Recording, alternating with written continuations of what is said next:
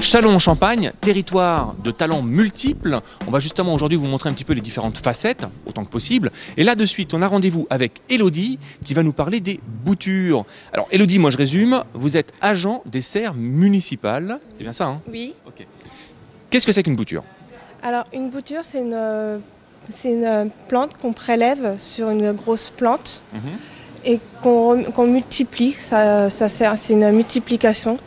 Et qu'après on remet dans la terre pour que la plante elle grossisse. Ça permet de prélever un morceau de plante pour le remettre en terre pour faire une autre plante, c'est ça? Voilà, pour refaire une deuxième plante. C'est génial.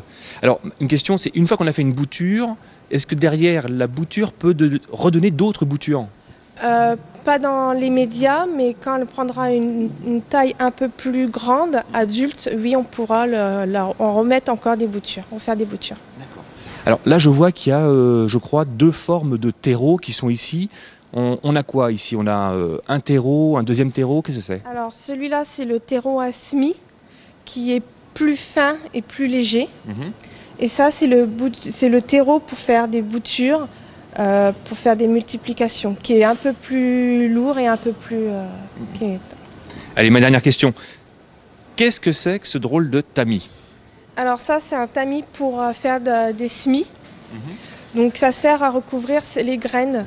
Donc il y a des graines qui se recouvrent, il y a des graines qui ne recouvrent pas. D'accord, ok. Voilà, donc c'est ce que font les serres municipales pour que la ville soit si joliment fleurie. Ouais. Ok. Donc voilà. Merci. De rien. On enchaîne, on va aller voir maintenant Amandine Louis, pareil, qui travaille aux serres municipales, par contre qui va nous parler d'un tout autre sujet. On a vu les boutures, on a vu les plantes, elles vont grandir et il y a forcément des risques, maladies, insectes, c'est ça? Oui, c'est ça. Donc nous, aux serres municipales, on fait de la lutte biologique intégrée. Donc c'est-à-dire qu'on va introduire je vais la faire simple, des petites bêtes qui mangent des autres petites bêtes, comme la coccinelle mangera le puceron. D'accord. Donc nous, ici, on peut voir, on a des grosses cochenilles australiennes. Ah oui. Donc c'est la cochenille en fait qui sert à faire le colorant rouge dans l'alimentation.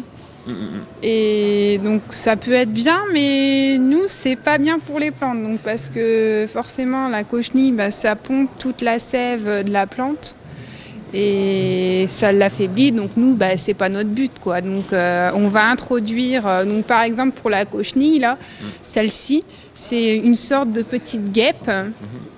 Elle va pondre à l'intérieur de la cochenille et la guêpe se développera donc à l'intérieur de cette cochenille-là. Le parasite mourra. Et voilà, donc la cochenille après meurt et ça refait une autre guêpe et puis après la chaîne continue. Okay. Alors je sais que tous les ans il y a les portes ouvertes au niveau des serres municipales. Est-ce que c'est l'occasion pour le public de vous rencontrer, de venir vous poser des questions à la fois techniques, de découvrir peut-être votre métier?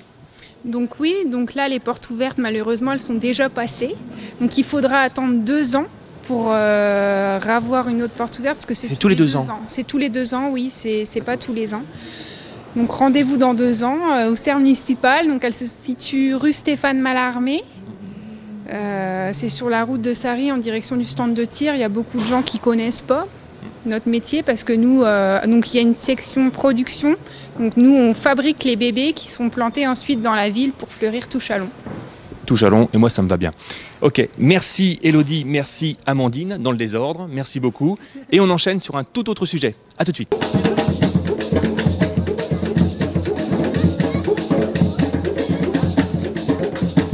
Alors, Châlons, territoire de talent, on a justement la chance de rencontrer le président de l'association Cabelka, qui est présent aujourd'hui sur le stand de la ville, CAC, Office de tourisme. Bonjour. Bonjour. Alors, on va commencer par une question toute simple. Cabelka, ça veut dire quoi? Alors, Cabelka, c'est le diminutif des instruments qui sont joués aux Antilles et en Guyane. Donc, le premier cas pour le gros cas de la Guadeloupe, BEL, le diminutif de Belay, pour le Belay à la Martinique, et le dernier cas, le Caseco de la Guyane. Donc voilà, Kabelka tout simplement. Kabelka, c'est une association qui vient de loin en fait? Oui, tout à fait. On arrive de Guyane, mais c'est des membres qui sont d'origine de la Guadeloupe, de la Martinique et de la Guyane, effectivement. Mes enfants qui sont nés là-bas d'ailleurs. Alors vous êtes arrivé à Châlons, je crois, il y a à peu près 2 ans. Oui, tout à fait, ouais, 2 ans, oui.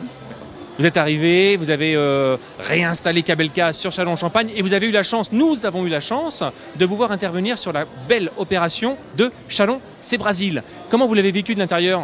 Tout à fait, c'était un moment magnifique. Hein. Arrivons de la Guyane, pays voisin du Brésil, hein, tout à fait. Donc c'est une ambiance qu'on a l'habitude.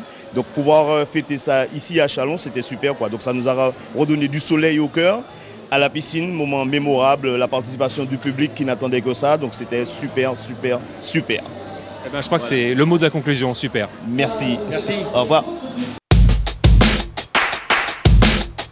Cette année, vous le savez, le CCRB monte en Pro A.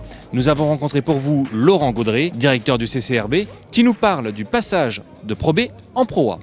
Vous êtes donc directeur du CCRB. Aujourd'hui, vous allez formaliser votre passage Pro B en Pro A. Qu'est-ce que ça fait? Qu'est-ce que ça implique? C'est déjà une première étape dans le développement de notre projet. C'était un premier aboutissement malgré tout, de se dire, le premier objectif, 3 années ou 4 années en Pro B, accéder à la Pro A pour devenir un des plus grands clubs français. Donc je crois que la convention qui va être signée aujourd'hui avec la collectivité, avec la communauté de communes, enfin d'agglomération, pardon, symbolise l'aide des collectivités et le soutien des collectivités à notre projet. Et je crois qu'il est vraiment très soutenu depuis 4 ans. Ils sont très présents avec nous, ils nous accompagnent vraiment. En réalité, c'est le projet des collectivités, le CCRB aussi, un projet de développement départemental.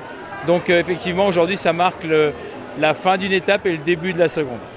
Est-ce que techniquement, dans l'équipe, ça implique des changements?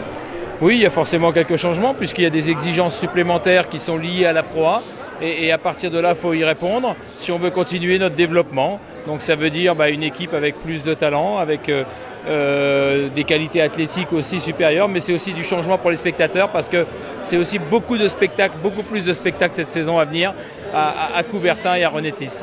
D'accord, merci beaucoup. Tout aussi sportif, nous avons rencontré Marie qui nous parle de Zumba pour les agents municipaux de la ville de Châlons. Alors Marie, bonjour. Alors aujourd'hui, je crois qu'il y a une animation un peu particulière par rapport aux agents municipaux. De quoi s'agit-il? Alors, il s'agit en fait d'organiser une Zumba, un cours de Zumba pour les agents municipaux en fait de Châlons. Donc c'est une activité qui a été proposée l'année dernière. Donc on a démarré en cours d'année l'année dernière. Et puis là, cette année, on remet parce que c'était, ça a été apprécié et la preuve, c'est qu'on a encore du monde. Et j'espère encore plus dans les jours à venir. Vu le monde qu'il y a, apparemment, belle réussite. Je pense. C'est parti, en avant, musique. Musique.